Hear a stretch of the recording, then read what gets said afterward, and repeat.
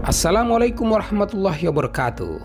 Sahabat Suluh Muda, Bung Karno hanyalah satu penggalan kecil dari sejarah panjang peradaban Nusantara. Namun, ia adalah tonggak terbesar eksistensi Indonesia. Bung Karno adalah monumen besar kehormatan dan jiwa agung bangsa Indonesia. Kebesaran namanya membuat sang proklamator ini jauh dikenang melampaui zaman. Namun demikian, ada saja tuduhan yang sengaja didesain untuk mendegradasi nama besar sosok Bung Karno. Tuduhan yang sangat serius yang telah mempengaruhi alam bawah sadar rakyat Indonesia adalah bahwa Bung Karno pengkhianat bangsa. Cerita Bung Karno dituduh sebagai pengkhianat bangsa dimulai sejak Bung Karno dilengsarkan dari kursi kepresidenan. Diksi pengkhianatan bangsa yang dikaitkan antara Bung Karno dengan PKI semakin nyaring terdengar oleh lapisan masyarakat Indonesia kala itu. Karena memang politik ada sebuah proses desokarnisasi. Apa yang berbau Bung Karno harus ditenggelamkan. Foto saja mesti diturunkan, kalau tidak bisa makan. Ungkap Mega dalam peringatan Haul Bung Karno di Gedung MPR Senayan kala itu. Paradigma itu terus-menerus ditanamkan oleh penguasa saat itu soal Bung Karno. Nama Bung Karno pun saat itu seolah terlarang untuk diucapkan.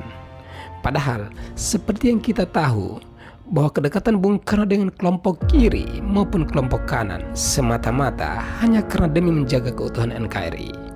Sahabat Suluh Muda, tuduhan bahwa Bung Karno terlibat dengan PKI itu di era Orde Baru dimuat dalam TAP MPRS nomor 33 tahun 1967.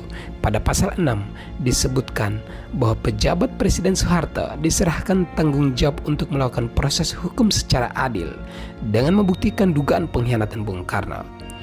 Namun hingga Bung Karno wafat pada 21 Juni 1970, pembuktian tersebut tidak pernah dilakukan.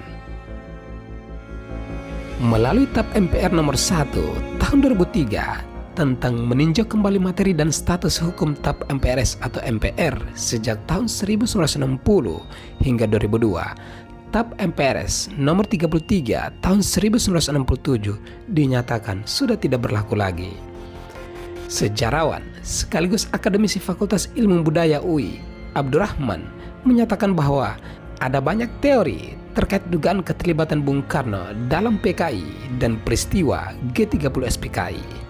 Ia menyebut teori tersebut dibangun oleh sejarawan Barat, kemudian didukung oleh segelintir penguasa di Indonesia untuk mengurangi pengaruh Bung Karno yang sangat kuat saat itu.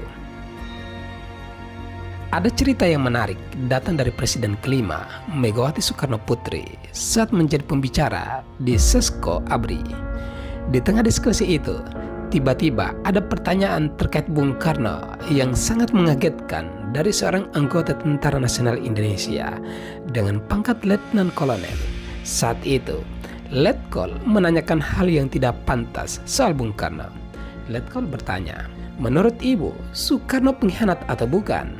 Saat itu, Bu Mega sendiri mengaku kaget. Namun, ia memilih menjawabnya sebagai Putri Soekarno, bukan sebagai ketua umum partai yang berlambangkan kepala banteng itu. Dia pun dengan tegas membantah tuduhan bahwa ayahnya seorang pengkhianat bangsa. Bu Mega lalu kembali bertanya, apakah pertanyaan yang diajukan itu merupakan hasil pembelajaran selama ini, atau itu hanya pertanyaan titipan? Hal itu membuat sang Letkol sadar dan menghampiri putri proklamator itu untuk meminta maaf atas pertanyaannya.